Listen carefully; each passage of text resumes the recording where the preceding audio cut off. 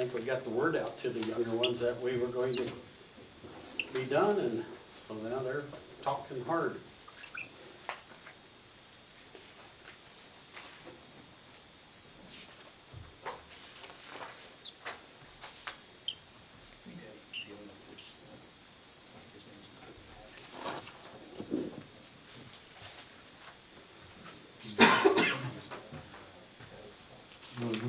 He just had to register him. We don't have one of the units besides just registering. On the corner? Just coming in to register. And they're all in the button.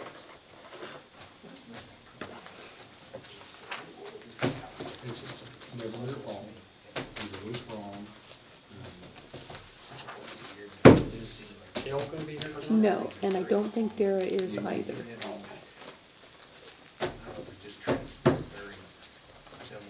Who else do you need to sign these things? Amanda can sign them.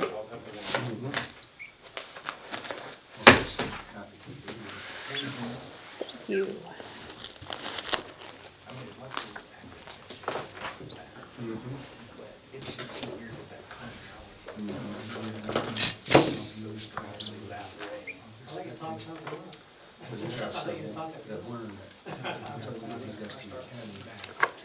I don't have, Scott, I don't have visitors on the agenda. We had taken that off for COVID, and I don't have it added back on there. But these folks just have something real quick to present, and if we could squeeze them in there, like before new business or something.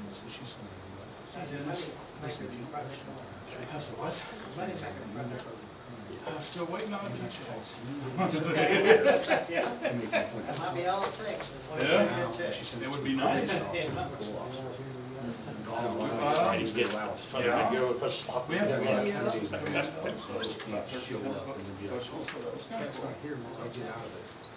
We'll throw everything in the big bucket and see where we're at. order. Everybody have a chance to look at the minutes of the last meeting. Any additions or corrections? Okay, it's been moved by Amanda. Second by Larry. All in favor? Approved.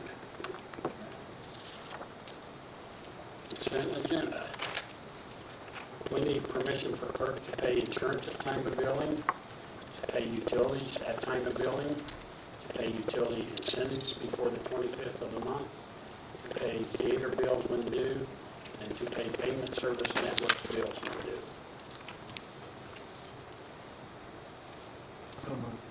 Moved by Larry. Second by David. All in favor? Approved.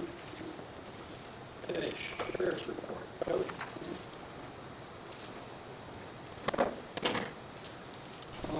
Happy to report that this month the numbers kind of went down on the number of calls to St. Francis.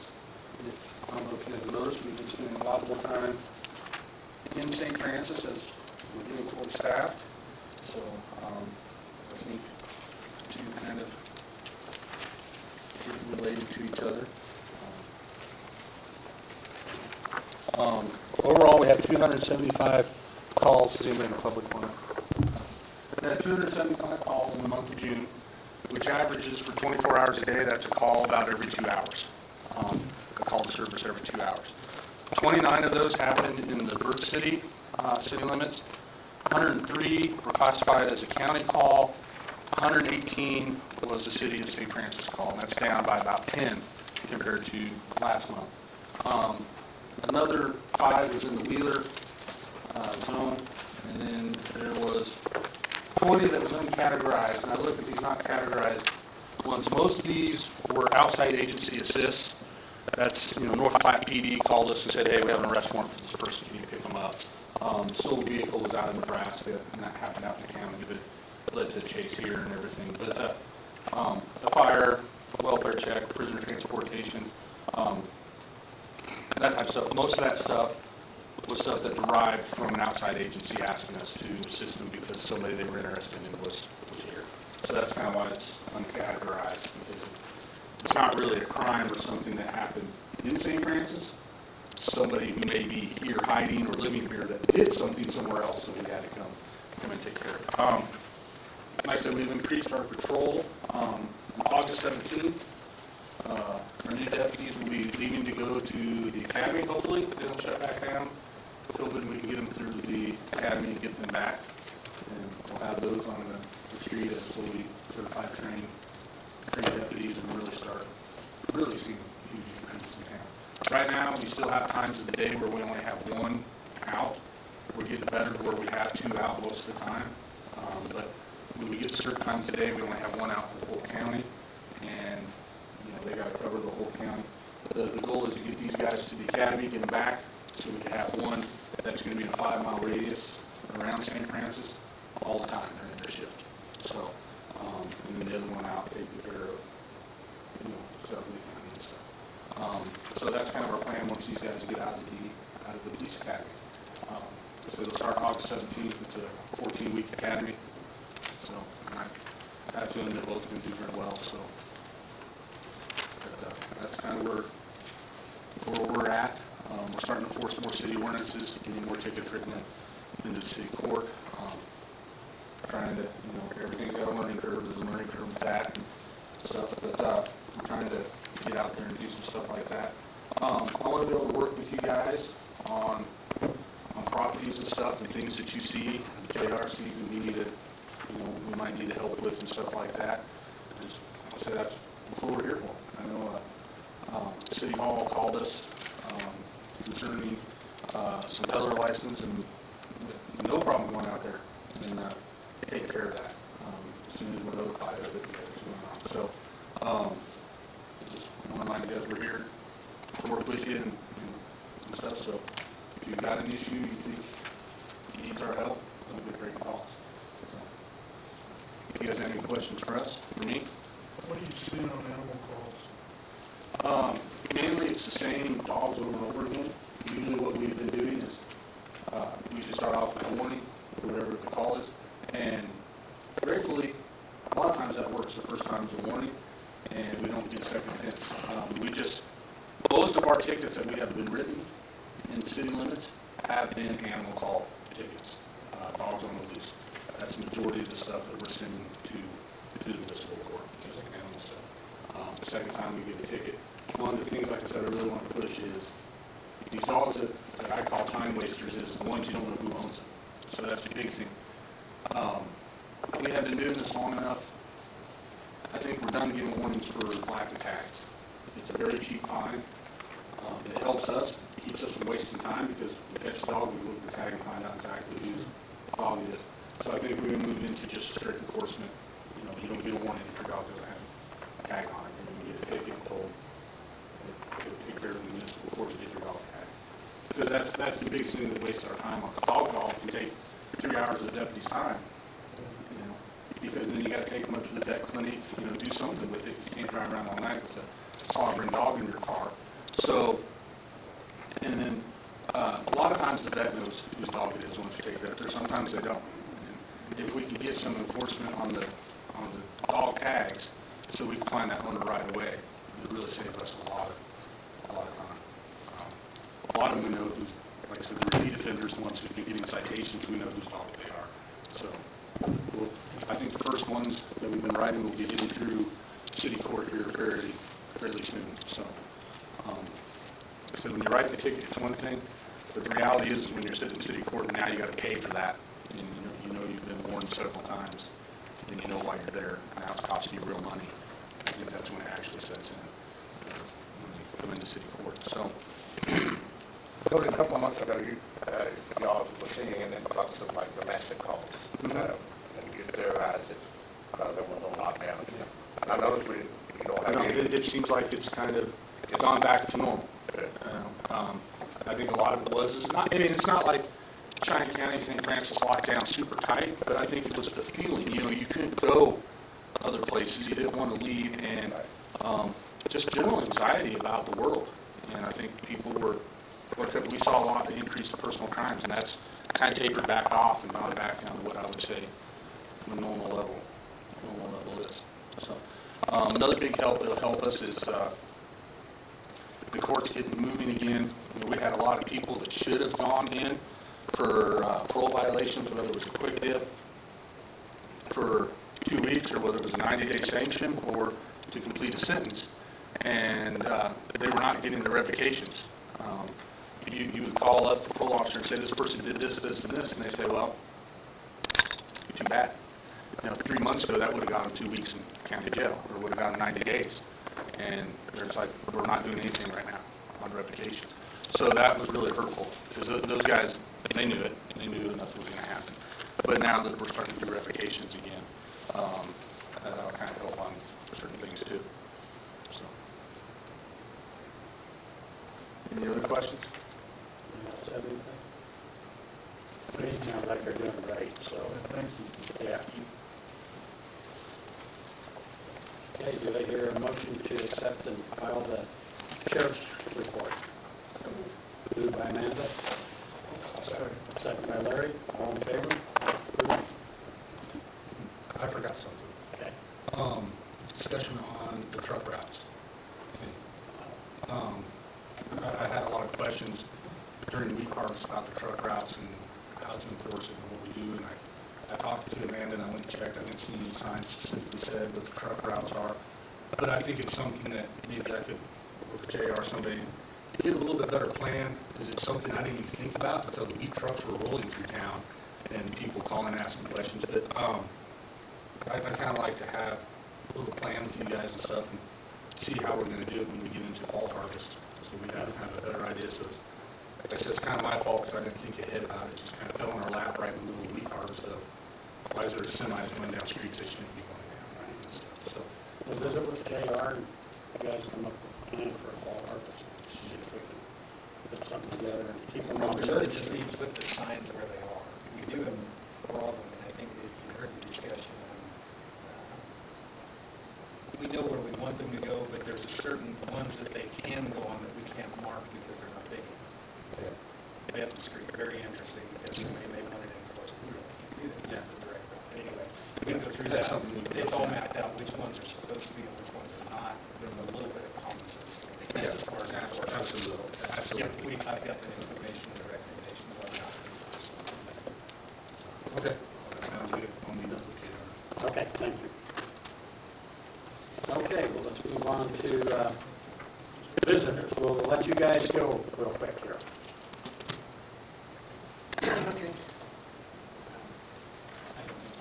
Okay, so I have John Mercury, and I have to be the volunteers to deliver the signs in the city. From Rick Billinger and Adam Smith, they had last spring Farm Bureau hosted the meeting here.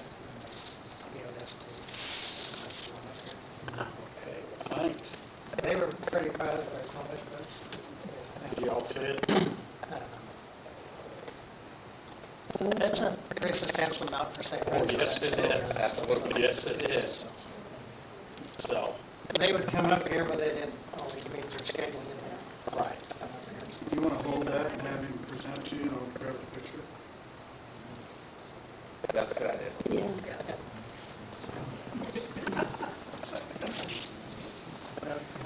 We'll get that done.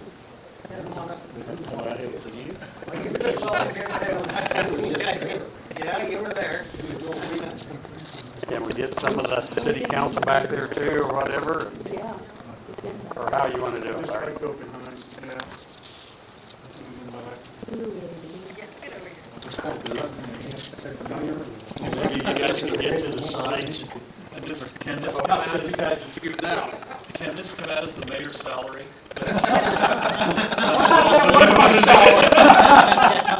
I thought this was my salary, and I'm really going to enjoy it as being retired now.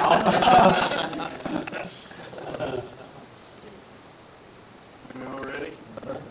We're supposed to look at the pictures and not him, because the paper gets pushed. Yeah, All right, thanks, guys. yeah. Thank you very much. That is a very good surprise here. I'll just take 10% back. Thanks, guys. Thank you.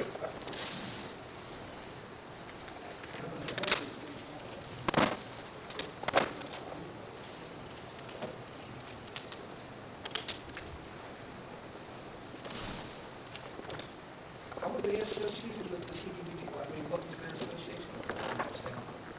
I don't know for sure. They were,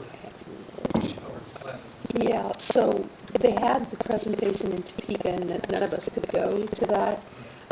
And Rick Billinger was out here for a Farm Bureau, and he brought it. And nobody from the city was at the Farm Bureau thing either, so he just gave it to Dennis. Yeah. okay, well, let's move on to new business, and Melinda and Tad.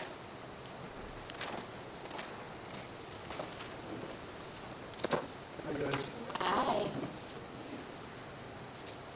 Oh, first, thank you for letting us address you today. The reason we're here tonight is we'd like to talk to you about the transient permit. We quite don't understand the fees for the permit, just because we're residents of Cheyenne County. I mean, by definition, transient means temporary. And other communities that surround us, the residents don't have to pay for a peddler's license. So we're just a bit confused as to why the fee is so exorbitant here in Cheyenne County. And we would like to request that if there is a fee in upcoming years, that it be reduced. I did print out in Goodland, just because that's where we do the majority of our business, what their municipal code is, just as an example. The reason I didn't print out Colby's is because they didn't have one. Bird City doesn't have one. We do business in Bird City, we do business here, we do business in Goodland. Goodland charges $100 a year for non-residents. They charge $20 for a background check, and $100 a year for a peddler's license for non-residents. But given that Tad's born and raised here in Cheyenne County, and the fee here is $250, and it's called the transient permit, we're a bit confused when we were approached. I guess what I thought when I heard transient, I mean outsider. And I guess I'm not an outsider. I think there's nothing, just, you guys have it on the share, the section of the code that they're talking about. It's pretty antiquated. It's a code that's been in existence for a very long time. And it's actually the one that, if you go out to the league and you read their sample ordinances, it's word for word, except for the fee portion of it, what they have out there. So it's been around forever, and that's why we're here tonight, to see if we can request, because we'd like to continue to do business in St. Francis. We were invited by the constituents of St. Francis to come here. People were driving to Goodland, because that's where we started, to come, have our product. And they kept asking for us to come here, and we were even offered a spot at Majestic to set up at very little cost, so that's why we came. We were unaware of the permit until we were advised, and then the very next day I went in and I paid the fee. And I was told I was going to be brought the permit, and then it was forgotten, and then I was approached yet again about the permit. So I want to interrupt there. I think you might have misunderstood that. I just happened to be up there because my mom's in the nursing home. Oh. And I was going to come back here and get it for you that day that you were on your way to Walmart. I see. So there was a misunderstanding there. Okay. But you were never in violation. You No, had the permit. I wouldn't have thought I was. Yeah. It's my check clearing. Yeah. Is that fee been that way for years? Yes.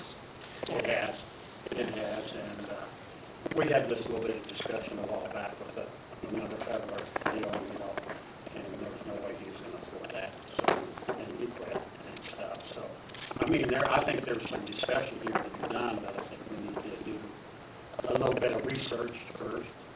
And I think, I understand the fee. You want to keep out, the riffraff, obviously. But I would like to say that what we're doing is very professional. It's professionally set up. I I did bring one of my brochures, and I'm sorry, I only have 7. One of my brochures that I created, and at any time you see any of us out in the public,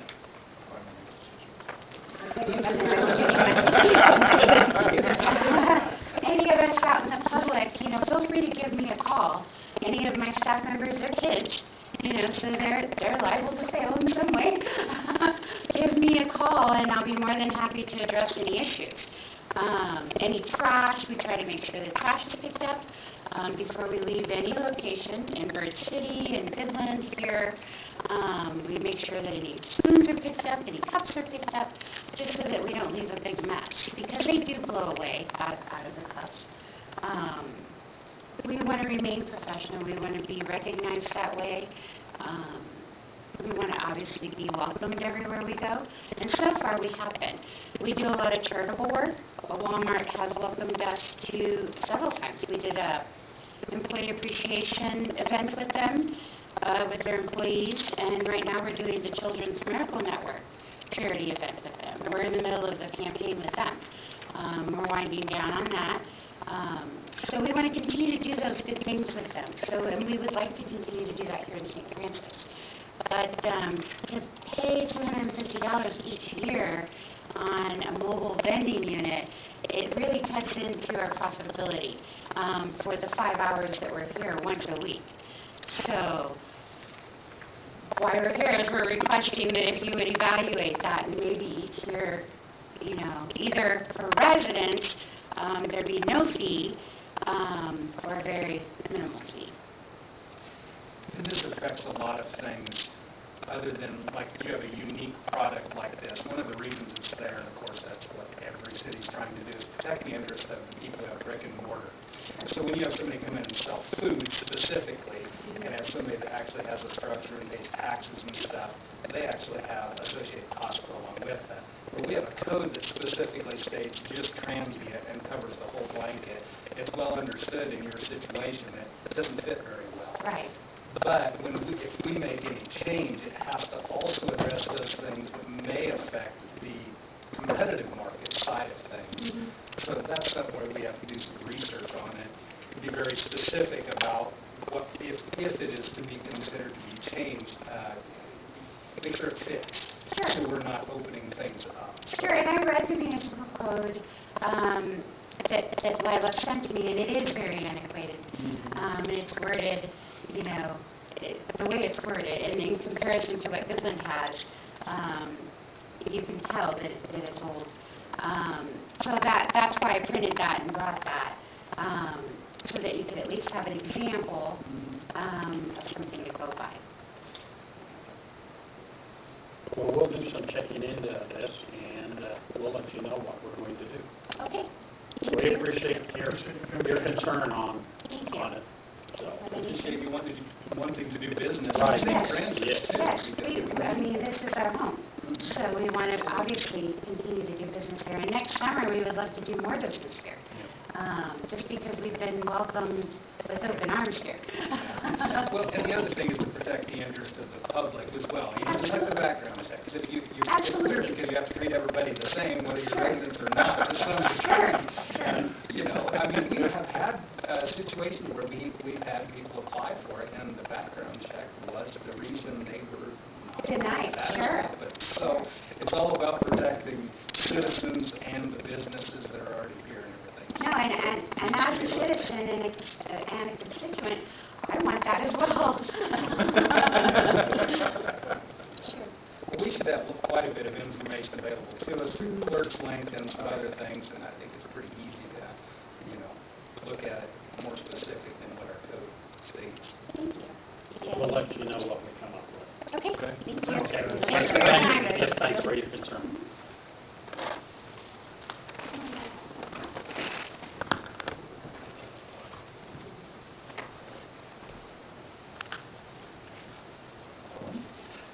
Are you Helen tonight? I am Ellen. Oh, Yes, she changed her name to Wait, and then she said if anybody has any questions, tell them to go to Ellen Wait. And so, Melissa, no, I was kidding. No, her youngest brother passed away, and ago, she was on her way to Wichita. He was put on hospice care last Thursday. She didn't think it was going to be an issue, and then she texted me this morning and said that. And so in lieu of trying to cancel her schedule, I thought, well, I'll give you, if that's okay. Okay. So, you ready? Yep. Okay, because this is awesome, because you got $600,000, and I got a budget. So this is really cool. For streets, Barry, for streets. Sound more and more like clothes. Well, hey, come on now. There you go. You get this every year. This is who we are, what we do. The budget is always on the back page, so you get all the goodies up front. So, and since you did not want the brochure, I did include a coupon for a chocolate snow in there, so you can just go with it. All right. There's a couple of things in here that I'm not going to go into as much detail as Helen would. I'm not her. One of the things I thought before I get started, is it possible then for us to get back on the docket for next month when she's back here, and then she can fill in, and if you have questions specific according to this, you can just talk to her. Is that cool? Okay. Cheyenne County Development Corporation, obviously. That is who we are. If you look at, I highlighted a few things that I'm just going to go ahead and pop in here, and then we'll get to the budget if that works. Cheyenne County Development Corporation. Our director is Helen Dobbs. That's our board changes. A lot of just want you to update here. Our director is Helen Dobbs. Current board members are President me, Vice President Bud Erskine, Secretary Rebecca Butler, Treasurer Jason Padgett. Other board members are Justin Colwell and David Butler, representing the city of St. Francis. We do have 2 additional board positions for students, both from River City and for St. Francis. They are full voting member positions. We don't have those filled as of this point in time. We never had anybody appointed from either school. So that's the reason we don't have that. Second page, I just jumped down to a little bit here. I highlighted the tourism part. It's the second paragraph of the second page. Because one of the things we do here at CCDC is, God's name, you're spending any money on tourism. You ain't got nothing anybody wants to see. Well, that would be wrong. And so CCDC acts as a tourism entity, and I'm not talking about anybody on the board, for Cheyenne County, promoting activities, providing and distributing brochures throughout the community and state, fulfilling requests for information and attending shows that promote Cheyenne County. Has a place to visit, hunt, and fish, live, and have a business. Now, one of the little things, we had a request for a video to be done. It was filmed up there at the band shell. It was, I can't remember the guy's name, but it was promoting the implement, okay? And they started to want to promote more of the community, not just the implement, but the surrounding people. So it's kind of cool. I'm bringing that up because the lady asked me, we didn't know we were going to be interviewed, which is always a joy, but the lady asked me, she said, so what would you tell people to get them to move to St. Francis? I said, I wouldn't tell them anything, because most people out there already have a preconceived notion of what a small community is. Either they're looking for it or they're not. I would just invite them here for a weekend and let them see for themselves that great experience, they've got great people. It goes a lot farther than what I'm going to tell them. That being said, that is tourism. Having events, having at one point in time, the German fly-in, having the car show, having things to get people in, having the motorcycle museum, different events that go on. It's still tourism. You have to get people in here to know who we are. And we're not just a bunch of redneck boobs somewhere. And so that's, to me, has always been the big thing about tourism. Interesting little fact here is the economic impact of tourism is sometimes difficult to understand. However, these are the last figures that we have. In 2018, Kansas Travel and Tourism reported a statewide economic impact of $11 billion. So this includes 96,590 jobs. In parentheses, it says 5% of all employment in the state, which has grown over the 7 straight years, outpacing state employee growth. $638 million in state and local government revenues, with Kansas hosting 35.6 million visitors, all for an area that doesn't have anything to see. So I think that's really important. Next page. The byway. That was one of the things that we did last year. This is just kind of a summary. Cheyenne County, along with Wallace and Sherman counties, is approved for the 12th Kansas Byway. Landon Sky Scenic Byway begins at the intersection of U.S. Highway 40 and Kansas 27 in Sharon Springs. It continues north to Wheeler, joins U.S. Highway 36, Kansas 27 through St. Francis, continues north on 27 to the Kansas-Nebraska state line. This designation has received tremendous publicity and is the only agricultural-themed byway in the nation. After giving a tour of the Cheyenne County to an editor in Midwest Living magazine, we were gifted, so to speak. They did the project that wasn't in any charge to us. He was really taken with it, did a good article. That's what I mean about just getting people out here. We have more to give than we think we have to give, simply because we live here and we're used to what we got. I think it's kind of a summary. I'm going to jump down a smidgen. The Byway is an ongoing project lasting for years to come, with hopes of encouraging not only visitors to our area, but new residents as well, and to educate the public on how important agriculture is to everyone. Recently, the Byway Committee received notice that the Byway will be receiving an honorable mention award from the National Scenic Byway Foundation, one of only 15 given to the nation for 2020. You've got the members of the Byway Committee on there. Helen is our president, is the president. I'm not on that board, but you can read down through there who's all on that board. All the commissions are included in that. Next page. A couple of things we've done, just hitting the high spots. You can ask, you can have this, you can review through this book as your leisure, and then if you have some direct questions for Helen. The Kansas Division of Wildlife worked with CCDC to install directional signs in the South Fork Wildlife Area. We didn't have any. CCDC participated with the Cheyenne County Resource Conservation and Development. One of the projects is an ongoing one, it's probably popular unless you're dealing with a virus and you can't do anything, is the mobile garden package that we do. We do a lot for the residents up there at the nursing home. Now, if you don't know what a mobile garden is, we had a bunch of shopping carts that were donated to our office. We've seen it some of the places. We line them with a barrier. We fill it with dirt. We give them seeds, plants, and everything for those that actually want a garden. Then they don't have to bend over and stoop. They can just wheel it around, and they've got their garden, and it's kind of cool. They've been really tickled about that. CCDC director serves as a Cheyenne County representative to the Western Prairie Resource Conservation and Development Group. A lot of it's repetitive on the next page according for last year. I will say one thing, that the area and the new kiosk up at the roadside park, we go through on a monthly basis a little over 400 brochures a month, which I think is absolutely astounding if you think about that. I mean, 400 brochures a month. So, bring that up. I'm skipping. We partner with, next page, the Kansas Sampler Foundation, the Kansas Small Business Development Center that's based in Fort Hays and K-State, Kansas Workforce One. There's a little bit about each one of those groups on there. I'm not representing them, so I won't go into detail. We also partner with Network Kansas, which is based in Wichita, as well as Northwest Kansas Planning and Development Committee. Okay. Didn't have anything there, didn't have anything there. Again, please note your questions. Helen can answer these a lot better than I can. One of the things that you are all aware of is the difficulty that we have in 2020.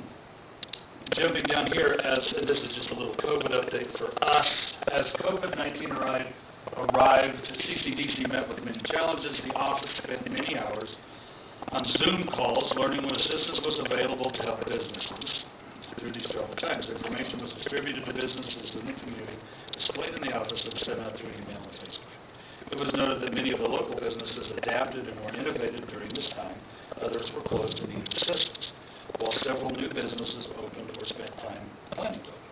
So, we had pluses and minuses. He said, my report on what we have done is not long. A couple of things that I will get to just before I get to the budget. There's a lot of negativity right now. I don't know if any of you've noticed that. But, and generally, when you go someplace, everything's negative. When we went to the commissioners meeting, things were pretty negative. And money's tight. I realize that. Well, one of the things I also like to point out is this is kind of a boom time for St. Francis. It really is, because we've had 10 businesses, new businesses start in St. Francis over the last 2 years. That's 10. That's double figures. One of those, only one, is a sole proprietorship. The other ones actually have employees. That's huge in a small community. I mean, 10 businesses. That's pretty awesome. So, now, last page. Budget. Okay. I don't know if you want me to go line by line or if you just want to peek. There's one thing that has been, it has increased over last year. If you look at 1, 2, 3, 4, 5. Nope. Where'd it go? 1, 2, 3, 4, 5, 6, and 7. Office supplies and equipment. Okay, we usually run a minimum right there because it's usually just paper stamps and whatever we're doing on that run, and it's about $150 to $200. You do see a figure there with a comma in it, which is $1,500. Our air conditioner is no longer functioning. And so we talked to Jared Towers, he came in, he said, well, it is about 40 years old. And so he says they usually only last about 15 to 18 years. So we've increased the budget in that because we'd like to get a new cooler. And we put $1,500 on it because we're trying to, thought it might be easier if we spread that out over a couple of budgets. So that's the reason that number is about 7 times more than what it used to be. Okay. Copier expenses pretty much stays the same. Phone and internet stays the same. Payroll is pretty close. We have on our memberships, these all are real close to what they always have been, give or take $5 to $10. Okay? They don't go down ever, but they do increase. Okay? So there's a little bit of a jump there. It's pretty minute. Is there any questions on where we're at right there? That's something that doesn't look copacetic in the lines. Okay. Again, you can look at this in further detail if you sometimes you get out of the meeting and you go, what was that? So if we go down to the CREDA, PCDI, RC&D, these are the meetings that Helen goes to. Now you're going to have a new meeting on this, and that's all clear down at the bottom. Okay? And it's going to be called Travel and Adventure. Okay? Helen is not skipping away and taking a fabulous vacation to Disney. What this is, this has been presented to us. It's in Texas. Okay? And so when the opportunity came available to us, Junction City was going to go down. They paid for the booth. They paid for everything. Then now they are no longer able to attend the meeting. So because Helen knew somebody on the Economic Development Board in Junction City, they said, well, if you want to use ours, go for them. And so the booth has been paid for. She has friends in the area, so a lot of that is being, so it was one of those deals where it was almost too good not to do, and so she'll be attending that meeting. And that's the only extra meeting on all of those meetings that's out of the ordinary.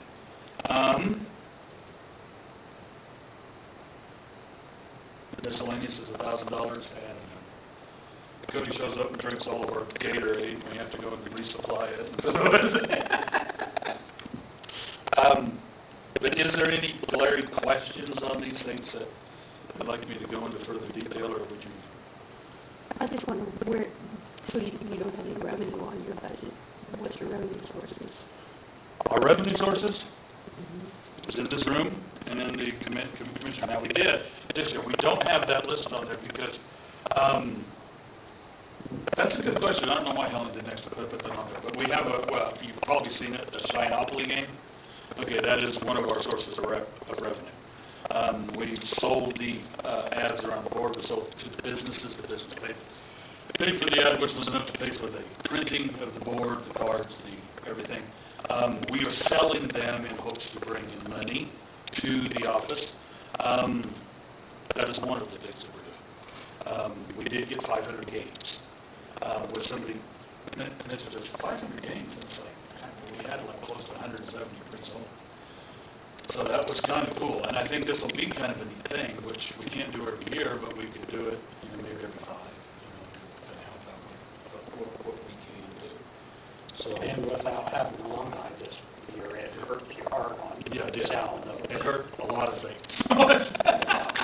So, but I can mention that to Helen, and she could probably put a sheet together, that we could tack to this. And thanks for bringing that up. I actually didn't even realize it.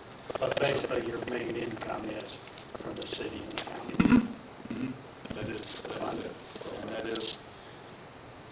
And that is pretty consistent. On what we're doing. We don't have things to sell. So, outside of this. So, any other questions? I will just go ahead and go by saying I know there's been talk about budgets and everything else. I totally appreciate what you guys have given us in the past. Helen is an absolute blessing to this community. And so I appreciate David being on our board. I can't even say that strong enough. Thank you for what you guys have put into the office. So, any questions on anything I read to you or the budget, or you would like to reserve those? You can peek, you can look. Well, Helen does go and she does a lot of stuff. Yeah, she does. She really does, and she has probably, how many years has she done this now? She has stayed at it as long as anybody. Oh, absolutely. And one of the things I can say, paper's not here, so one of the things I can say, without Helen be here, because she always gets upset when I promote her, because it doesn't really dig them. But seriously, before Helen, we had people that were dedicated to China County. But we didn't have anybody that was connected on state level with, the Board of Tourism, with CREDA, with, PCDI, with all of us. And Helen, having served or currently serving or serving now on all of those boards, when we have requests that go up to the state office, they now actually know where St. Francis is, which is kind of cool. They used to know, which was interesting, they used to know where Bird City was. I mean, they still do because it was because of Kathy Dodge. Kathy Dodge, stomped a lot of streets, promoted that community. Helen is as big a blessing as that it was. So that's awesome. We do have. No. I would argue that she's probably more dedicated than anybody as well. I mean, she's just a go-getter. Well, and one of the things Helen will say, and I love these statements, is because she did the same thing in Biddle, in Sherman County. She chose here. They've tried to hire her back at much greater money. She won't take their job because she says the difference between here and Sherman County, and you all need to pat yourself on the back for this, is because the people here, not everybody agrees, not everybody necessarily gets along, but when there's a need, everybody comes together. And she said they work for the betterment of the community. Sherman County, that's when you really see the fractures, because you got these two over here, that one's mad and won't talk to either one of them. And she said it's tough to get anything done. So she loves working in China County, she really does. So that's pretty awesome. So, did you want me to leave books for the people that are not here? Do you think that's necessary, or? Because I've got extras. Probably would be. Okay. Just 2 more, correct? And I can get it to them. Okay. Want me to leave them with you, Lionel? Sure. Okay. Well, we are getting ready to start working on the budget. I know. And Scotty said you're getting 10% of that. 5% on top of what you've been doing in the past is really cool number, too, for us. So I thank you very much for the time and for all you've done. Thank you. Thank you. Okay. See you later.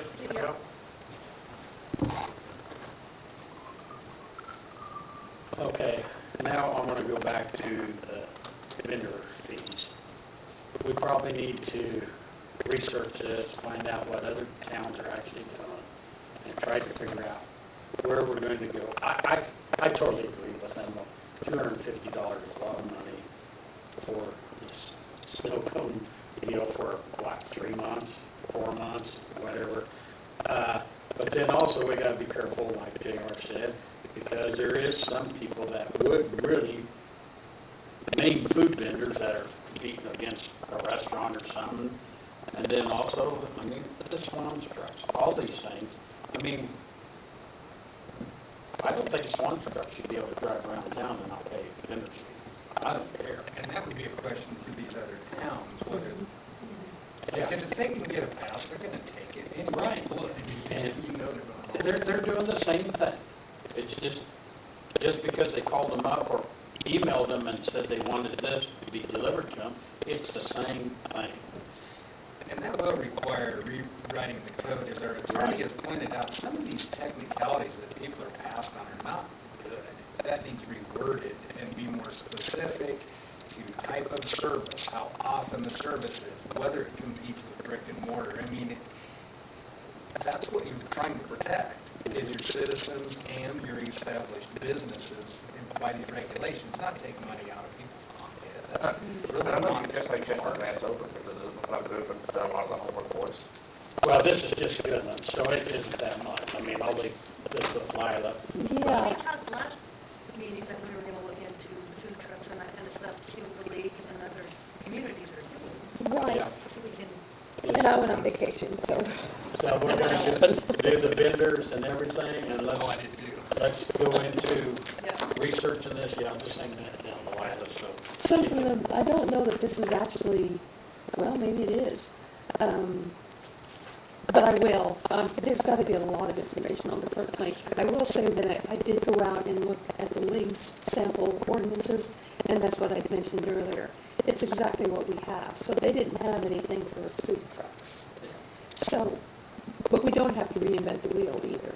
And we don't have to go by the prices that the league has set and stuff. We can always set our own Yep. fees and stuff. So I think we just need to really revisit it right now, since it's been brought to our attention, and see how we're going to handle all of this. Because, I mean, after this, the ice cream fan was in town, and that's who Cody had to chase down. And they came in, but they didn't buy a vendor's fee because they thought it was too high too. So I don't know where were they from? Centralia? Not anywhere near here. Oh, really? And they were making, if you follow on Facebook, they were just making their way kind of west, and not only they went back east, but they moved through, like Colby, you see the Facebook post, like, hey, there's an ice cream truck in town. And then Atwood, and then they were over in Burke City. We bought ice cream from them, they stopped at my house, and of course, Burke City doesn't have, the same type of things. But yeah, we bought ice cream from them, and then the next day, they were over here, and then I sent Jonathan to go chase them down and say, hey, everything's good, you just need to go to City Hall. But the thing with that is at least currently, and I think background checks are a good thing, they wouldn't have been able to do it anyway because background check is not an instantaneous thing. And that's another thing in our code right now. It says that the police department will do it. But we don't have a police department. Do you guys do those things? No, and that's, So, we went through that with the county on some things. We can't do the background check because we can do it for criminal justice employment, but not for other things. We can't even do other county employees because that information belongs to the Kansas Bureau of Investigation. It's their information. So you have to go through them to get that, even though it's going to be the same thing I can do. The law says you have to go through them to get it because they own the information. I can get, You can get it. I can, but it's not instantaneous. Sure, of course, yeah. So that person would not have gotten that permit that day. The only real non-criminal justice thing that we're allowed by law to do background check on is HUD housing. And that's only by fingerprint. We can't just run into the computer, we have to fingerprint and send it in and get the results. That's the only non-criminal justice III background we do. So, And the one that, I don't think as a business owner, you would check into that before you just drive from Centralia to St. Francis to sell ice cream, that you would check into codes and policies prior to driving. And the thing with the transit business is, if you have, and you have this happen a lot more than what people realize, if you have like a shingling crew or you have an asphalt crew that's working on the highway, the guys who work for them who are registered offenders, you have a 3-day window. If you go into a community and you work for more than 3 days, you have to go and register at the sheriff's office. during the summer when they're doing road crew stuff and things like that. If you stay under that 3 days, you don't have to go register. So if you have something like that ice cream truck, it could be 2 registered vendors, and they're not breaking the law as long as they don't stay in your town for more than 3 days. If they come in for 2 days, they don't have to register with the sheriff's office if they're here. So that, I think you have a higher probability in these transient businesses, true transient businesses, of having that type of stuff because they know they've come in. If they go into a community, a lot of them have a courtesy permit where, hey, we'll go ahead and let you do your business today while we're doing the background check. And it may take a couple days for that background check to go, well, they're already gone. Found out they had 3 felonies, on their record. But they're already gone. They've already done the business in your community. So let me back up. So, as of right now, if the background check is done, you don't want to have to do it? I do. The police department used to do them. And then about a year and a half ago, maybe 2 years, Daryl realized that he was not supposed to be doing them. And so we can, as city clerk, I can get that information. I have to send it in, but it's not instantaneous to get a report back. How long did it usually take? It was, the last one took, I think, 2 days. I haven't done enough of them to, Every, probably 2 or 3 days. yeah. You're specifically talking about transient, not resident. So that's where we need a distinction. yeah, so a lot of those people, I don't think it sounds like those people, but people with criminal history, the registered offenders, they get into transient work because they know, because they move around, and their reputation won't follow them, because by law, they don't have to register. If Lila does a background check, and obviously St. Francis is strict, they don't let them have a courtesy permit, like a lot of communities do. It's like, okay, you can apply and you do the background check. We'll give you a courtesy permit pending the background check. If something comes up in 2 days when we get the background check, we're going to revoke your permit. Well, they don't care because they're going to be gone in 2 days anyways. The ice cream truck, they might come through once, twice a year. They don't care. So I think that's a dangerous position to be in, is to give those courtesy permits like some communities do. They're going to be gone before that background check.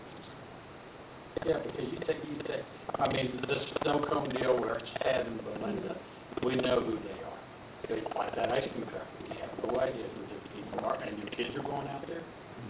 Well, and you can't rely on something every time, but when they came through Bird City and they came around the house, my kids were like, oh my gosh, the back, an ice cream truck. And my wife's like, oh, we gotta buy some ice cream. I was like, okay. And I stood back there going home. I was like, I need to run a Kansas 28. I was like, I'll at least find out if it's stolen or runted, but, who's registered to, type of thing. But, Well, especially out here, all of a sudden, the ice cream truck shows up, a little spooky.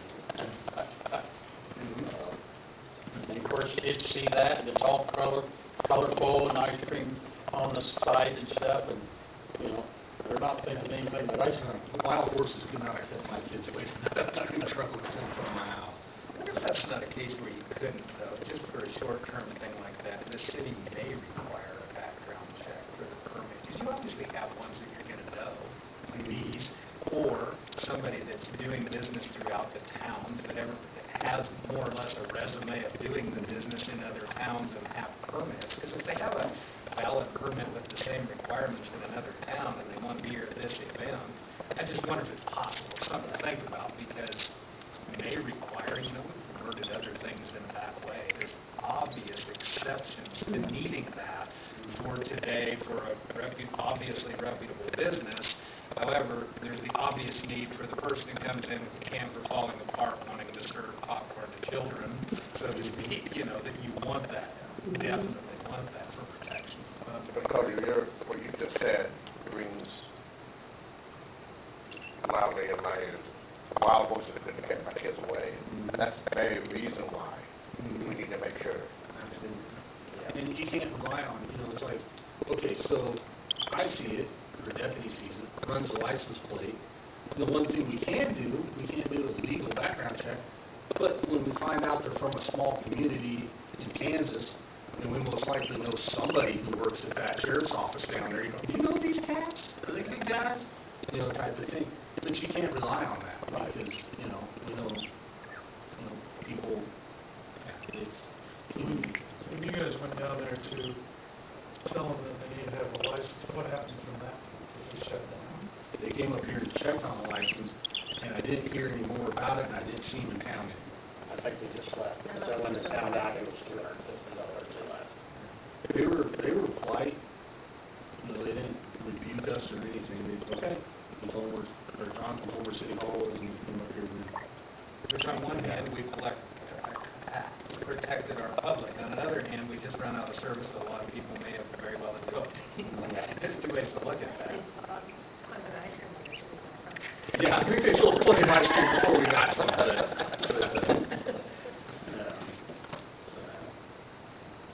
But like, for that, even if we said May, if we don't know them, and they're from, you wouldn't know That's about. where I don't know how you draw the line, but obviously, these folks Sure. and maybe you make it pretty stringent, but if you have somebody that has a permit that you can validate that they had in Goodland, in good standing, they've been doing it for years, why not issue them that permit? Sure. There's got to be some common sense. You don't want to, you know how that goes. Treat everybody the same. Next thing you've offended everybody. It seems like there should be some common sense in that somewhere.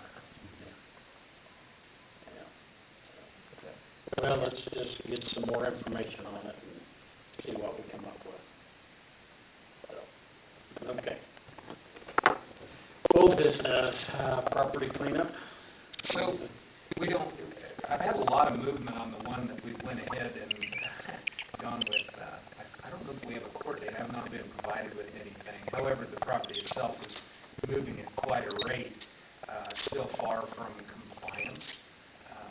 The other one, as you'll recall, we was not able to serve on. I think did we decide it was or was not taxed? It will be on tax, so that one we're just going to drop off.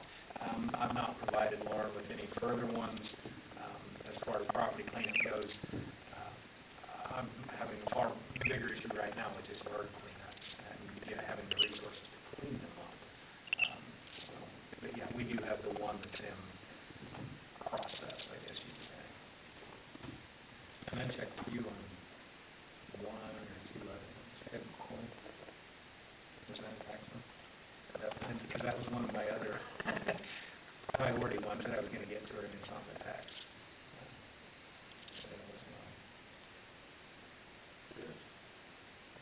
So hopefully that will help us out and not bring further residents who are issues into town, like a couple of those have happened. But it's good to get those to change hands rather than wait, was it 14 years?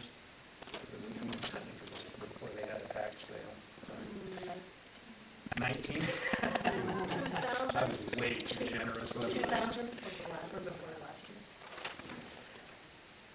year. Is this a venue for me to ask you about a particular property? Or Sure, absolutely. The property next door to Jason Paget? Yes, that's a yard cleanup one. That's one I was just asking him about. He just happens to have a bit of a record as well. He's just a part-time citizen, extremely, I don't know if I'm honest, anyway. I was just talking to him about actually getting on the property because we've issued the letter. He did do it the first time. Of course, this is very typical of those kind of yard cleanups. They do it one time and then they're just mad as a wet hen when you go the second time and mow it because you can re-notify them. We do not re-notify. So this is one of those situations where almost likely make somebody angry, but so what? We don't reissue the letters, we do it once per year. All those bunker trees are able to run that. Yeah, it's getting Yeah. I think Jason was on the last time. That's not was it? And the problem is Jason's not doing so well either with the sunflowers and stuff. But I didn't know. I just knew it did get done last time. So. Okay. Anything else in cleanup? Projects pending? Any more discussion on any of those?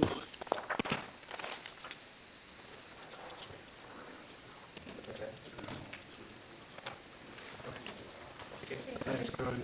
Thanks. But Just have a good evening. I did talk to a guy today and on a motel property. We're trying to get some prices from somebody that just to find out what would happen if we just put up a plain Jane 20-room something up there. We haven't got the prices. The contractor hasn't, just like he's not interested, so I don't. We're still working on stuff there, some different ideas and stuff. We'll probably, Cobblestone and all them, they're getting a little tougher to even get in the small towns. They're really, With the current environment, I can't believe anybody would be very... That's what I'm thinking. What's that? I agree, that's what I would think. and so we're just thinking if a guy could go in there and set up and, get 20 just nice rooms and be slab cement, we don't know, is that $500,000, is that $1 million, is that $750,000? We just need a figure, so then we can maybe go out and find some people that do have some money, would want to invest into our community. I know that they probably will never get a good return or any return. They're just trying to help the community again. If it is $750,000 and you found 20 guys that put in so much money, and just go with it. The first thing you have to find a manager and everything else, but we're a long way from that, so we just got to get a price at something like that. So, anything else? All the regulations, stipulations for building a new business like that, probably a whole lot different from what they were with the building that was torn down was built, correct? So coming in and have a lot of plain Jane, having an individual do it. An individual can do it, and we can get it on up, and we can make it, but with this, it's going to have all the handicap stuff and restrooms and everything. Everything's got to be put down, but it can be done here individually.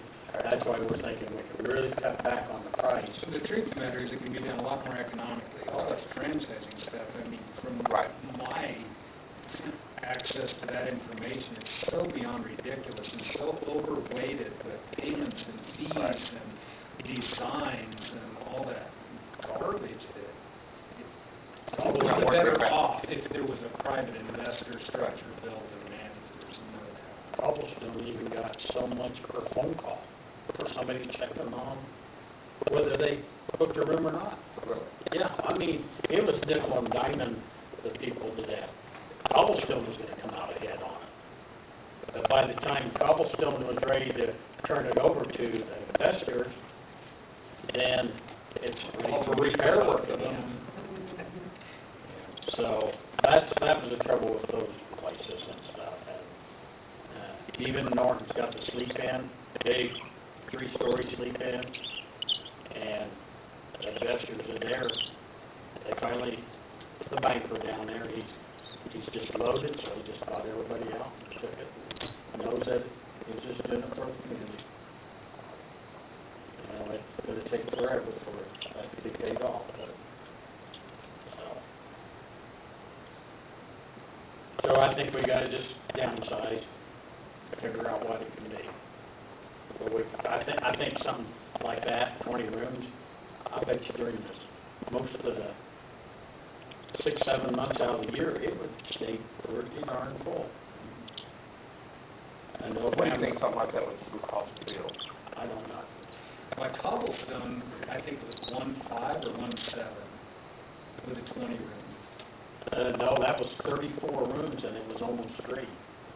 But we had reduced it down, thinking it would be like 1.7 for a 20 room or something like that. By what they were throwing out there, that was with all the fees. But they won't reduce their room size. Not my point. My point was, by the time you take away all the garbage of their design and all that stuff, it would.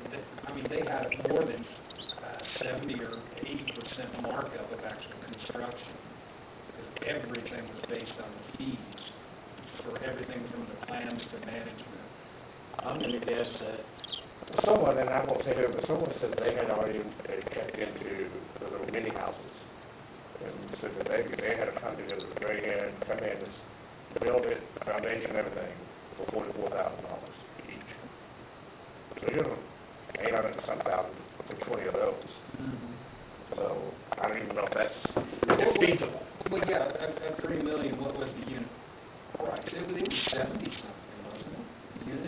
the per unit price that was floating around out there when you was talking No about? calls, some, I think, it's a 34 unit hotel.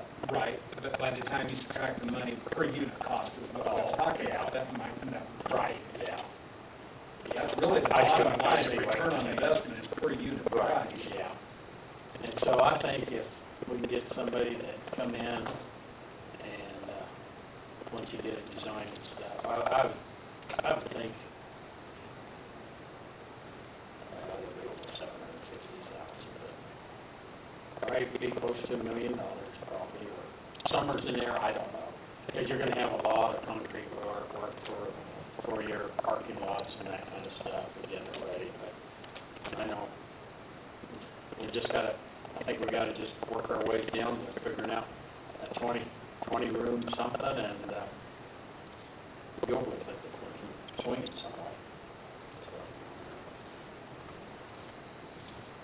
But I just talked to one of the guys today and he said, yeah, we're still waiting for some figures so we can see if there's a way to make it work. Okay, street projects. Anything that we need to know on that? What I got the money?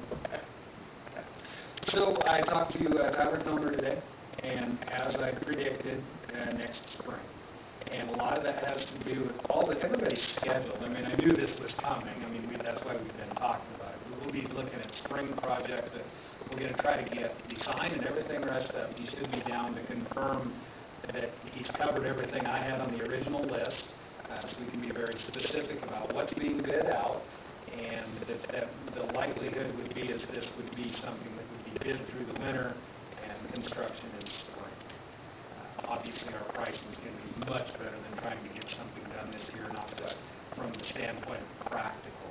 So that's kind of why I've been running the warning flag on this a long time. We're in July now, there's just no way. So I heard one citizen here in town just said, people are going to be just livid if you don't get that started this summer. I said, it's probably not going to happen. I said, there's too many things, and I said, this COVID has slowed things down, and plus it takes more time than you think, oh, that COVID, that has nothing to do with it, you know. Well, here's a good thought. Money well spent is much better than money quickly spent. Because if you try to rush something like that, you're going to take it. And you've seen this coming for a while. Absolutely.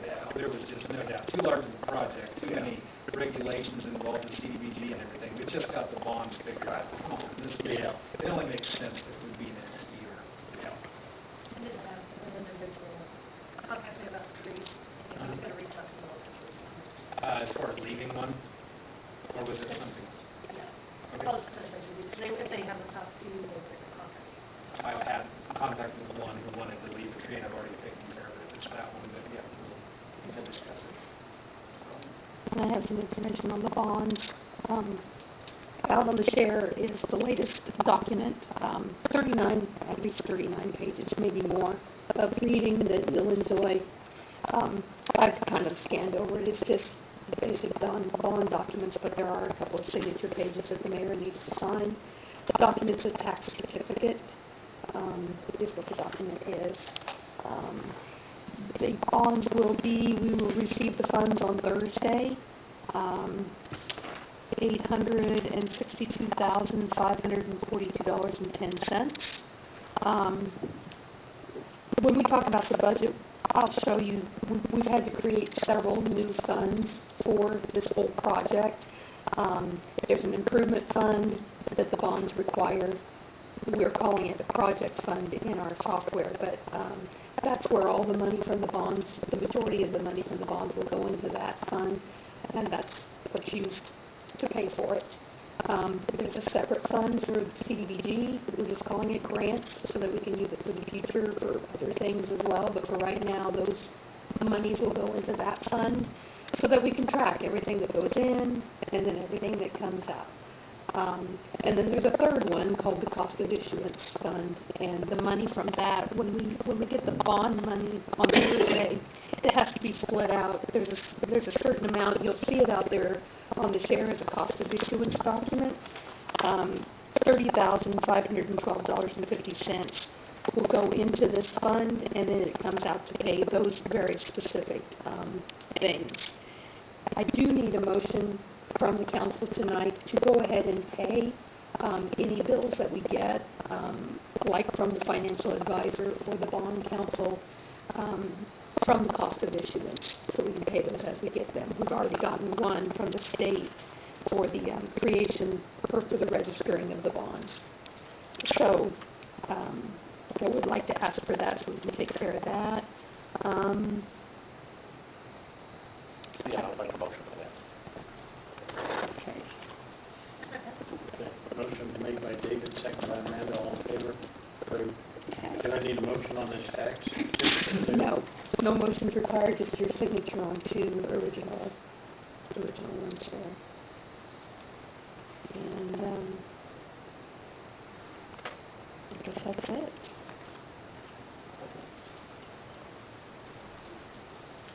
Okay, we did get our bid back from Finley Energy that we was looking at on the library bids again, because there was different things on there, so I guess we'll look at them again. It should be comparable now. They're both using smart siding on part of it, and I guess if we do okay a bid, I need to have somebody or all of you come down and see if you agree with what we're doing. I think both Travis and Finley thought this would look great. So that's why I called Finley back to make sure that they knew what we was doing with smart siding. Because Finley's last bid, and there was no smart siding in it at all, which I thought was low. What? What was the addition on that one? What? The addition. The addition. Oh, I added that on there because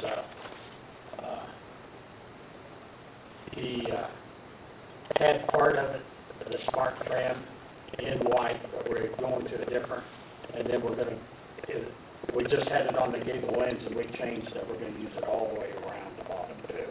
And so they rebid it. But at that time, they were at 9105. But they did not figure it around the bottom, which is all the way around the building. And Travis and I kind of came up with it would look better to add it. And we're going to go with what's called the Redwood Smart Siding. It's going to put a band around the bottom where that styrofoam board is with the little lookouts on it that's just starting to fall apart.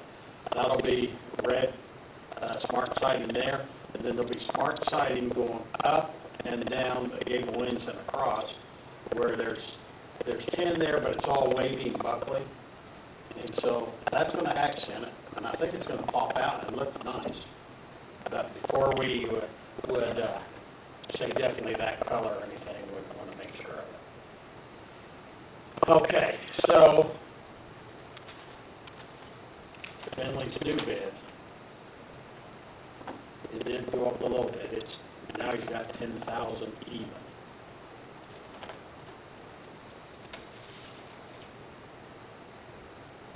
Might be some woman in it. 10,000 even, but Travis had, Yeah. and he just had well, not that much higher. 11,259.81. So $1,260 difference. So it is more comparable than it was before. But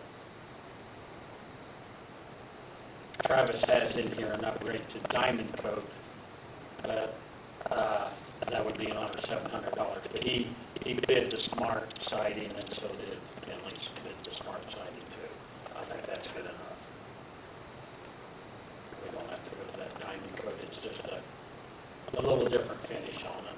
It's still smart siding, just different finish. So that's our two bids, and 11,259 or 259.81 or 10,000 even. So this isn't like just the diamond thing? they were not half established? They are now. Okay, I think you should look at the diamond. This, if we added, it'd be $700 more. So you don't want to add the $700 on there, because that'd make it higher. Gotcha. They both have smart siding out Gotcha. there. But I'm with you now. So,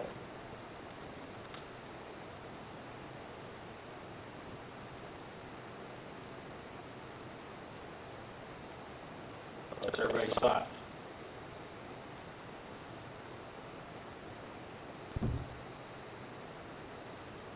How do you feel about it? Me?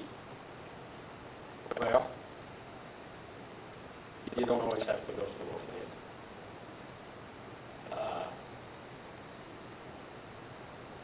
They're close enough, I would, now, if there's a lot bigger difference, I would say different. You know, if there's 5,000 difference, then that's different. 1,100, what did I say, $1,260. Do you think the quality of work would be more like? I wouldn't think there'd be that much. For what they're doing, I don't think it'd make that much difference. I know Finley Construction really does a lot of siding around town and everything and stuff, but,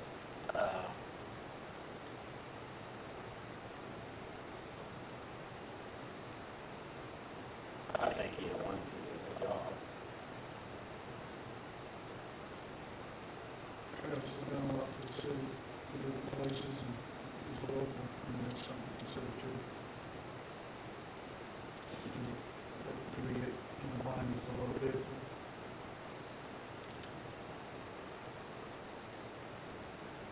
No. I don't think You you have have to to consideration, you just have to take into account vehicles. We did it on the EMS building. I'm not suggesting you should do it, there just is a history of having that. Based solely on the fact that it's a local contractor. I don't know if it's ever been done based on, questioning a contractor's ability, but it has been done based on it being local. It's always been close as well, so I think it's something you do, you have to deter. And I have a question. How do you make a decision when somebody has to abstain? Does it work? They have enough? Probably won't work tonight, would I it? don't think you can do it No, anyway. you're right. So that one has to sit. I guess we can visit about this at the next council, that here's the two bids now. And I think under those circumstances, if you was to consider that, you want the full council. Yeah, I agree with that. I was thinking of And I that. just would because we opened these last meeting to where Finley's would have had privy to the information of the bids. Just moving forward in bidding, like, we shouldn't have opened any of these until we verified with them, so that way it would have been a fair bidding, Fair thing to take into consideration as well. My only preference is to send that grant cover, maybe some corporate art on it. No, no Texas. But the reason the last time I said that is because Finley beat him by quite a bit, and I knew that wasn't right.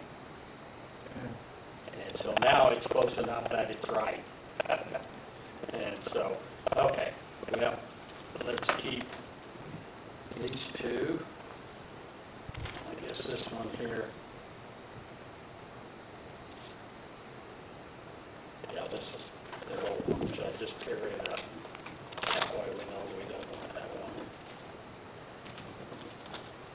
We'll send that back down, and we'll have the rest of the council see it, and then we'll make a decision. And I told both parties that we were in no hurry to get it done, so that I'm sure they both would like to know as soon as possible, so if they try to get this fall or whenever, we need to let them know, so we'll do it at the next meeting. Okay, pool report. I don't have much to say. We've had pretty consistent numbers. Had some a couple of swim meets, private parties, everything seems to be on track. Good response from the community. That's about all I really have. Okay. Does anybody have any The lack questions? of comments has been quite a blessing this year. Good. Okay, then, do I hear a motion to accept and file the pool report? Moved by David, seconded by Amanda. We really didn't even say that. Theater report, do we have anything on that? So Dara went to the meeting, but I was not able to go, and I haven't heard from her. The only thing that I would say with regards to the theater is I do need to request maybe 3 minutes of executive session to discuss non-elected personnel, theater employee wages.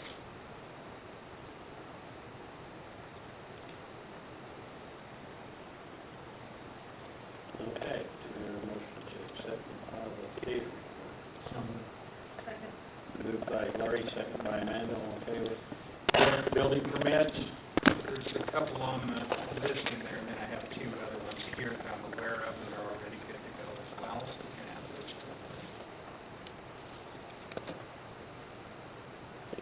I think I scanned in 3. You didn't have the details, and I didn't get that returned to you, did you? I think I did. Did it? Let me look here. Okay. Which one did I get back to you? I did it, okay. We got something. It's not, I can't even load my documents. Yes, yeah, I got Janet Johnson and Carol Redding, that's all. Oh, there should be 3. 2 Carol. Yeah, two for Carol that's Wedding. right. So, And Janet Jensen. And then Cliff Sedler. and I'll just read one. Dee Wilson was a fence, and it's fine as well. We can okay it. It was simply within the boundaries of the property and everything. Is it where she's just replacing the posts, because it's a little over? No, she's doing a repair on that one and adding a fence for a dog Oh. in the close perimeters of the house, all within the cribs. Okay, do I hear a motion to approve the building permits? So moved. Moved by Amanda, Second. seconded by David, all in favor? Approved. And those, you approving the one for Brock, for those 2 as well? Yeah. Yeah, that was that. What was her name? If that works, or we can do it next time. Cliff Sedler and Connie Gosler? Yeah. Who's that? Dawn Parker, Carrie Parker's mother-in-law. Oh, she moved over here? Yeah, she bought the house 2 doors down from Carrie. 2 or 3. Oh, yeah, on Where Beach. that Brandon Seeger, the shop teacher, where he's up there on the beach. You know, just out of Whitmore. Remember how- Mm-hmm. Now that's your neighborhood. Oh, I mixed it.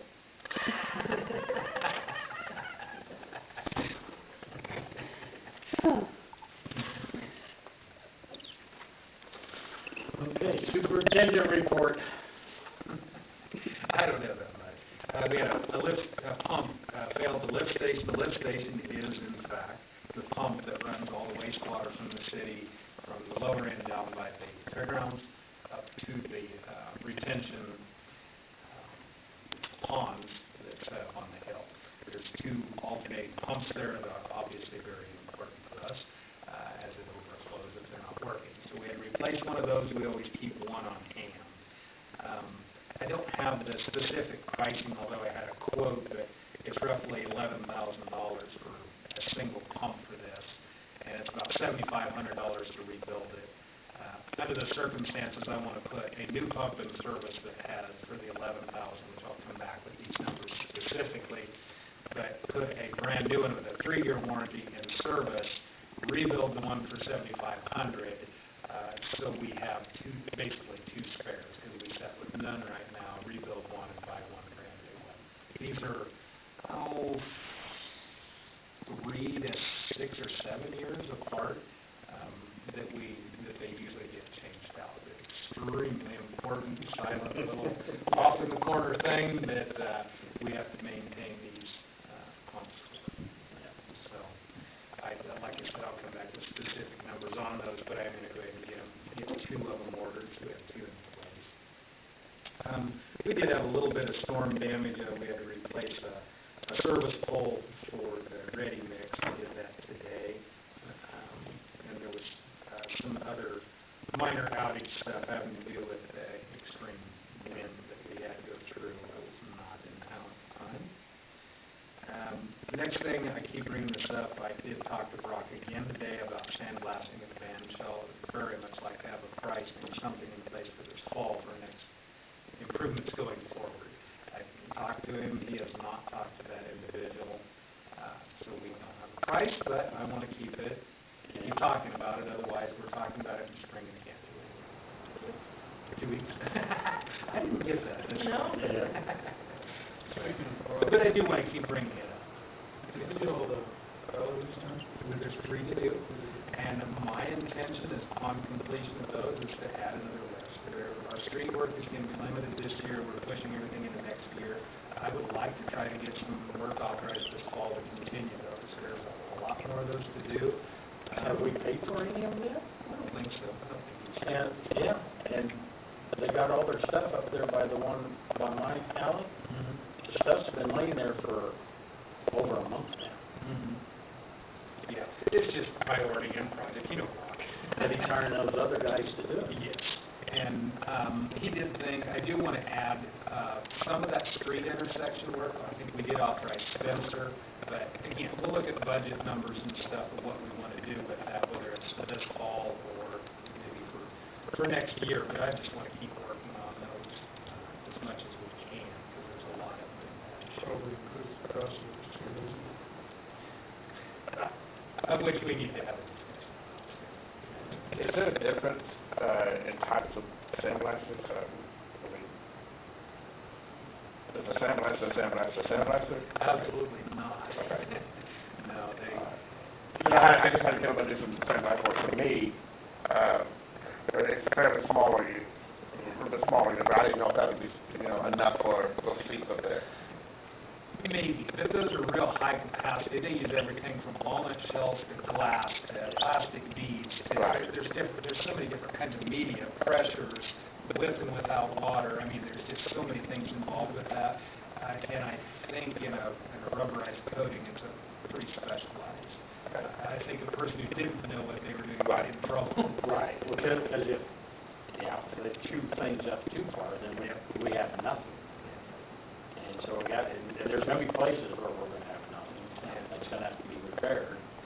And what was the sandblasting for Bauman? 16. And that wasn't doing any repair work or doing It was any... at 26. I think it was almost 30. $27,000. He said 16, and we was thinking, wow, we can move forward with that. And then when you get with this solid bid, you're right. It was way, that's why we went looking for competitive prices. Because that wasn't doing any repair work or painting it back in. So, Does that bid also include the fountain? And that's something that I think if we get into a situation where we're actually going to bid something like that, we can possibly do that. Again, we got to be a little careful about that fountain because it wasn't resurfaced. It's part of the historical registry thing, and it's got structural steel showing in it. So that the band shell, I think we could get away with because we're going back to the original surface, and that might get in some trouble with. It's one of those deals, you hate to ask the question, you might have the blaster look at it, see what they think they could do with it, and decide from there. So I would think there'd be some sandblasters out there, some that are portable that would, like that Bauman, he's got his on the trailer where he would come up here and do that, so. Keeping in mind, we still have funds at the city specific to the band shell. That would include that seating area. That was meant to be spent specifically For the band shell, yeah. It's just a shame that they've done such a good job of the band show itself to let the seating away. The intent was to keep going forward. What we ran into, and I may or may not have spoke to this before, was when we got into doing it through the historical registry and the qualified contractors, what we found was they was far lacking of our local contractors who had charged as much as 8 times what it would have cost to have it done locally. We paid, I think, upwards of $35,000 for that next concrete, and it should have been $5,000 or $6,000 range. It was just so far out of bounds, and the people that we had to go through were just so happy with it and satisfied with the work that had been done, and Roger and Scott and I were just horrified at the cost. It was like throwing garnets money away. It was just, it's horrible. And that's what put the brakes on all that, because the amount of money that goes into the waste, the administration, everybody gets paid along the way. It was just... We was ready to go inside and start redoing that, and it was just not at that kind of expense. That's crazy. And we could always revisit that. I mean, Greg Kite's the one who got it on the registry. That's where we went through. But, you know, we come back with some of these bids to do the next phases on that dam shell. And what looked like $30,000, $40,000 worth of work was coming in at $120,000, $140,000. I mean, it's just, that's hard to justify. Yeah. So that's how that got stalled out, unfortunately. Okay, so, yeah, the last thing I have is we should start receiving the polls with the street work being, I don't really want to say delayed, because by the time you're designing and stuff, it's just going to happen next week. But our materials should start showing up, so this fall electrical work shouldn't tangle up with street work, hopefully, at the same time as far as large-scale projects. So I still hope to get that moving this fall, but materials ordered should be in place in 4 to 6 weeks. At least we're doing something. Absolutely. Well, and we're doing a lot. It's just that, by the time you do the CDBG funding, bond and then the design, make sure everything's in place. There's a lot of wheels turning on a funded project like that. Yeah. So, the last thing I have is more a question than anything. We had a budget meeting that we set last time, and I think Lila said we didn't set a time for it. It's this coming Monday, a week from today, was what the decided date was. Oh, was it a week from today? Yeah, you and I talked about it. Yeah, I didn't remember anything. I couldn't even remember what day it was. I just knew we had a budget. You know what day it is today? Well, it's a workshop, the budget workshop, yeah. Right. So, and then we said that, we'd have 3 Mondays in a row, wouldn't we? So, does that still work for everybody? Okay, what time? Anytime for me. Yeah. What works for you, Larry? Thursday. Okay, well then let's just go set, keep it consistent. Yeah.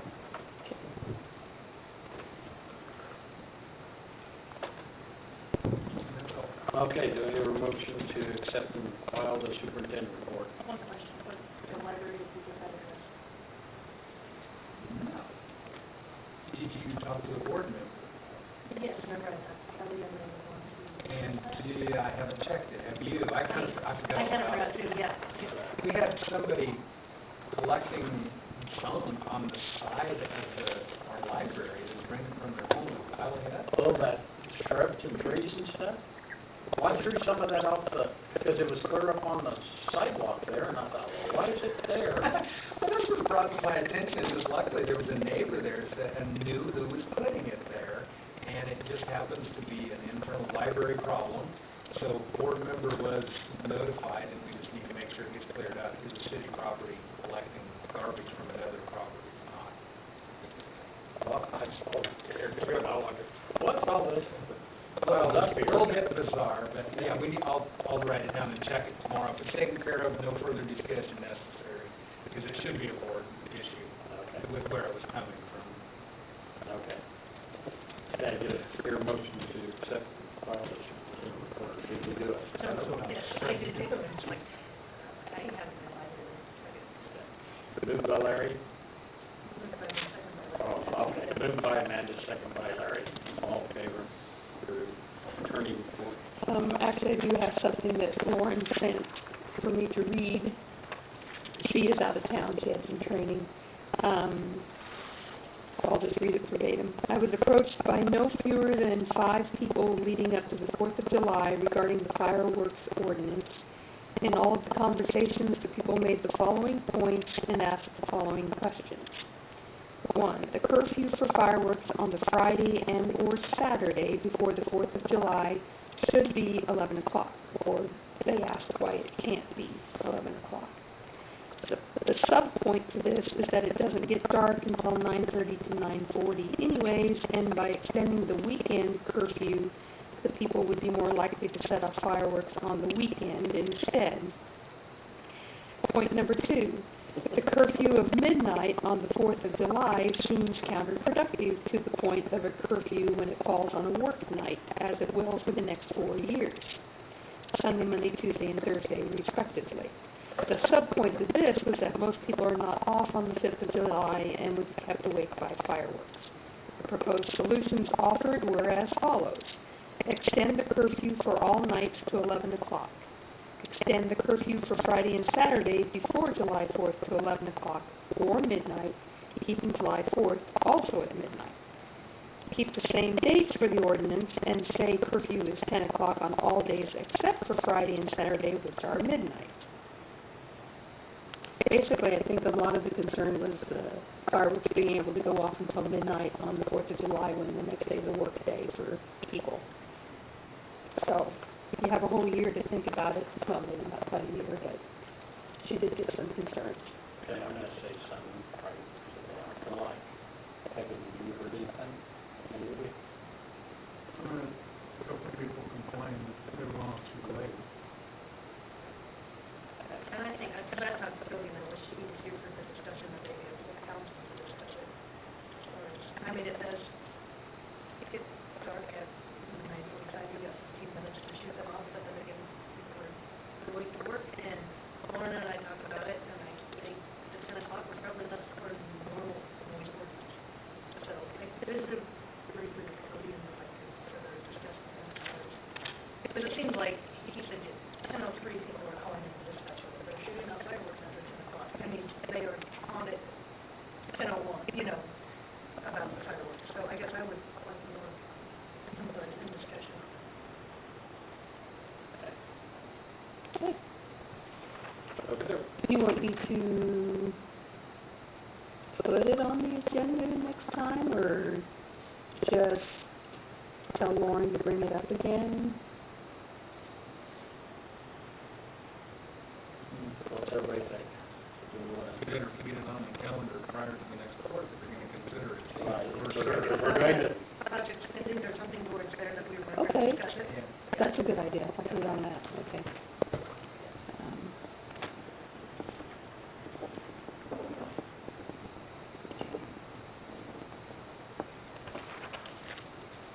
okay, clerk report. So with the NICHLs, they did submit their application, and just in case folks don't know, in our code, it doesn't have to be run by the council for approval, and the reason for that is so that the clerk can look it over, approve it, and give them their permit right away. But I always run them past the council. So they did submit their application, and it was all perfectly fine. Part of the problem with this particular one is Jen was out on vacation when they came in to get their permit, and it requires her signature, my signature, and Scott's. So at the time, I told them that I would deliver it to them, which is out of the ordinary. We don't ever deliver permits, but I felt bad because she couldn't get it right away, and they weren't in town. Well, then it came around Wednesday, and I got busy on budget and other stuff and forgot. And I apologized to her, but I probably won't do that in the future, go above and beyond like that, because it, tends to come back. And so anyway, but she is legit, and they've got their permit now. Jen ran it up to them last week while I was gone, and they're all good to go. So that's that. No updates at all on the CDBG. I'm at home. CDBG COVID grant. Nothing. Justine hasn't heard anything. other than they were trying to decide how to split the funding, so There is more money coming out. I hope so. I've heard that. I heard that this weekend from people I know that he said there's going to be a lot more funding coming out. Don't know where they're getting the money, but he said there's a lot more coming out. He said be ready and be ready to go.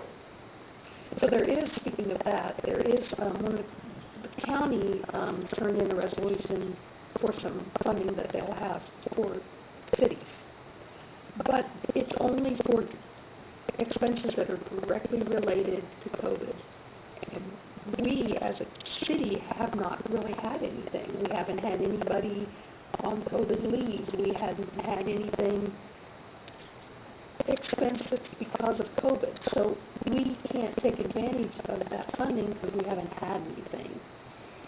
So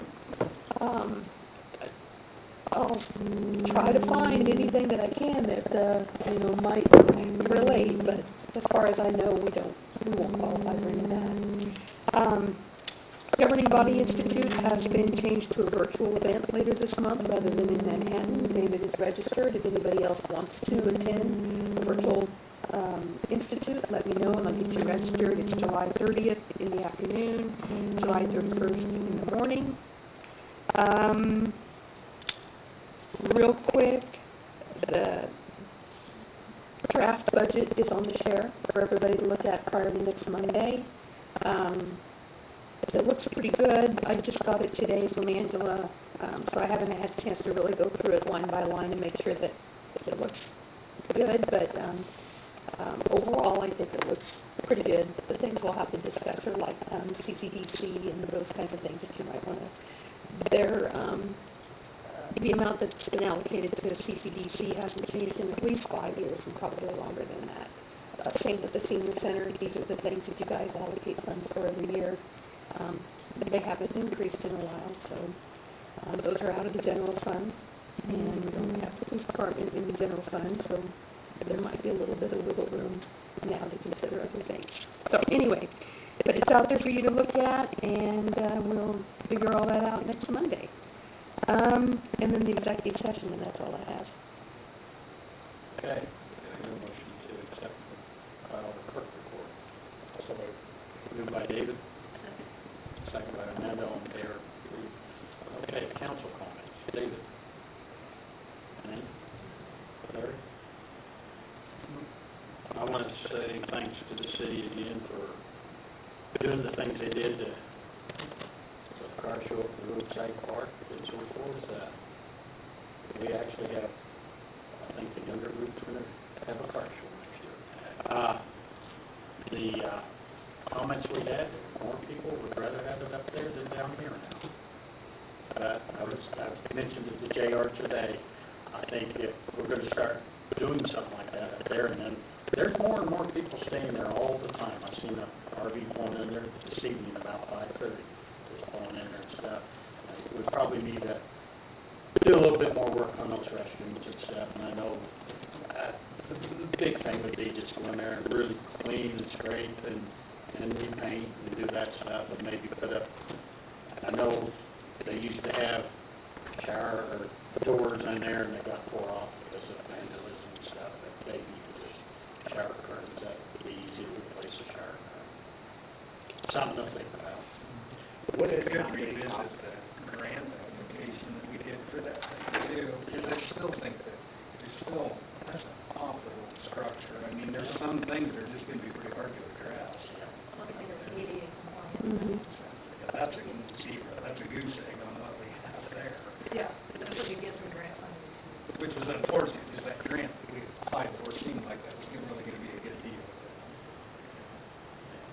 Well, like I said, there's more and more people using it. I mean, they're just pulling in for the night and leaving the next day, and that's kind of what we thought. Well, let's people stop and for the night, and hopefully if they're going to be here for a period of time, they go down to the Homestead or go down to Quicks to stay at longer time periods. But it is amazing how many pull in there. You could look at what we brought in revenue-wise. I mean, it feels like what we brought in on camping fees ought to be put back into the park. Yeah. I could get those numbers Okay. What are your thoughts, Scott, on combining that with civic life? It would probably work if you can find enough volunteers to do everything. We tried to get Graces to bring their biplane and just pull it down there close to the fence so people could see it, and they were going to, but then they got busy, so they didn't have time to get it down there and stuff. But, I mean, one of the things that people thought was fantastic, and it couldn't have happened any more perfect, was we did the national anthem. I took my fiberglass pole that I could extend up and tied it there, and no more, and it was over. And Rick Rogers goes, up through, and then climbed way up high, and everybody goes, wow. Bad part is if you have one to do what that one did a few years ago where he wiped out. Yeah, wiped out. In the bushes up there. Yeah. Well, but he was taking off from the, I mean, he's coming off the runway right over the park, so. But he put a little extra into it. He knew everybody was down there and kind of showed off and flapped his wings and took off quick and stuff. And then later he come back in, and so. Well, one of the neatest comments we got, though, was the 4 guys that came from Colorado Springs with their Telsa cars. Those are up to $100,000 for them things. That one guy said, oh my gosh, he says, thank you for doing the national anthem. And he said, everybody stopped, turned, took their hats off, and looked at the flag. He said, that wouldn't happen up in the city. He thought it was fantastic. I said, well, we're going to do it down here, whether they like it or not. But yeah, thank the crew for giving us the benches up there and cones and extra trash cans and stuff. And it turned out really good. So I think the younger group's going to go that direction next year.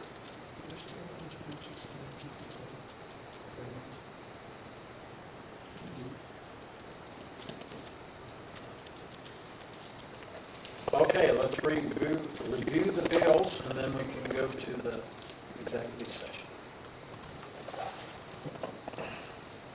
I got a question around. Yes. The League of Kansas Municipalities for Yes. Butler. That's his, Governing I was Body still thinking, Institute. yeah. Oh. It's like, what are we paying for cops to, thinking your son, sorry, I'm just like. That would be David. Yeah. Still used to spending John on other things. Never mind.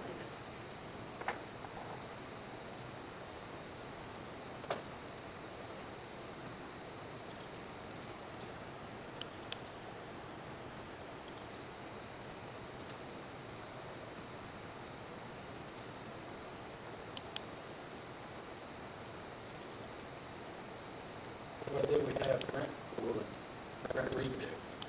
The theater, the plastic sneeze guard at the theater. I don't know what else to call it.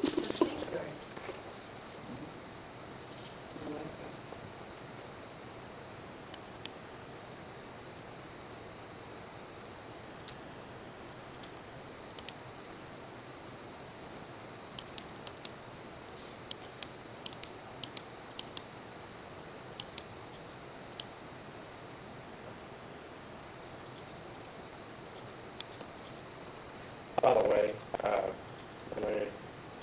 the aquatic divers is a brilliant idea. The what? We've gone twice now with my daughter-in-law in the last 2 weeks, and twice she's forgot. Yeah. And so being able to buy them there has been such an awesome. They're requiring swim divers, and they have them there for For the located town.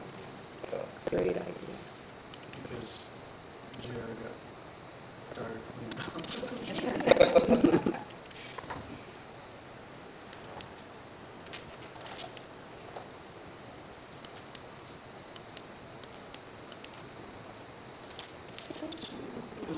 said any more about going on the mission yet, have they? It's coming. It's just a matter of when. Okay, we're looking at trucks. There hasn't been any further discussion, but it's on. How will we handle all that? Well, there's going to be a lot of places it's not going to work. So people are going to have to wheel out to the street or something. Two things. They're going to do things to make it work. In other words, if they don't have the people having to frequent them out to do what they do, they will have situations where they put them in place.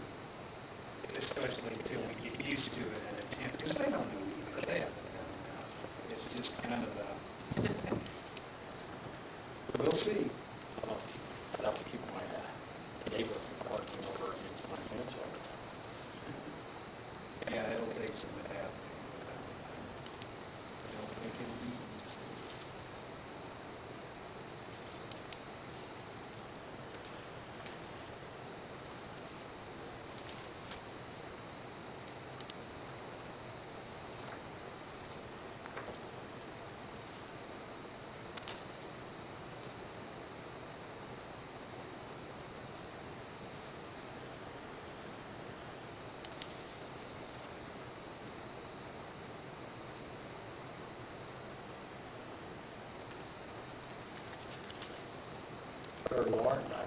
Our launch fee's going to be higher than what Mike ever charges. Yes.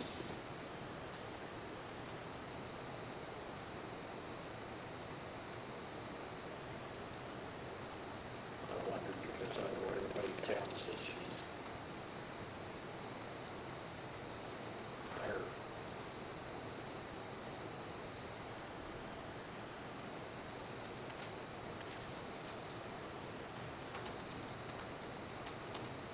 Get your street sweeper back here.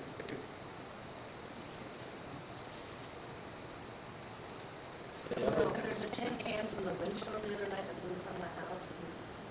And it's going to text you in a minute.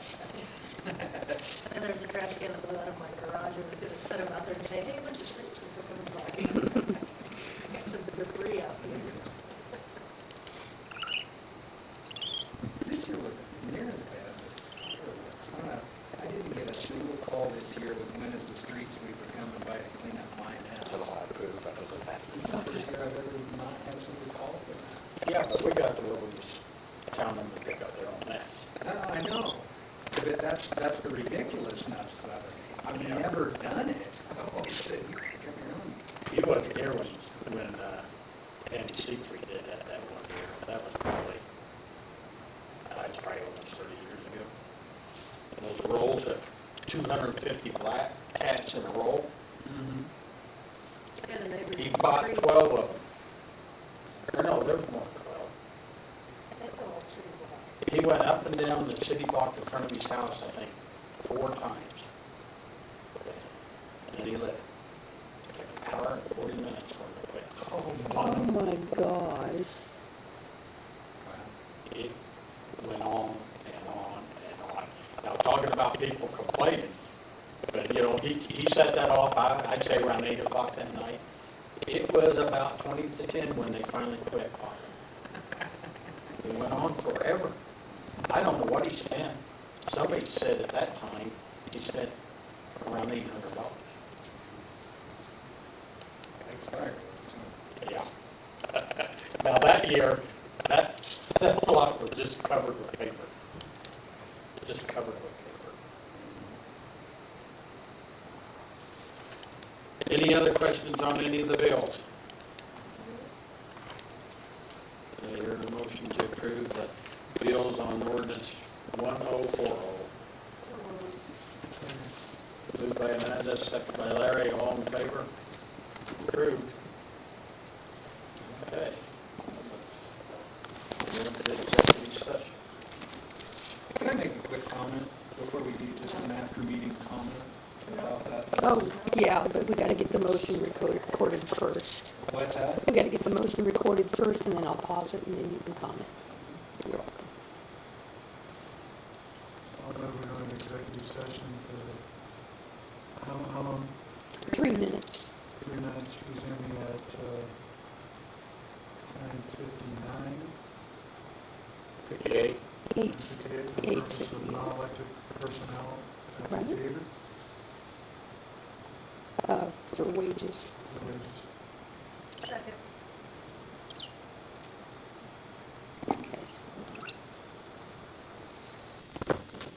Coming out, do I hear a motion to approve the wages for the theater? Been moved by Amanda, Second. second by Larry, all in favor? Approved. Do I hear a motion to adjourn? Amanda and then Larry.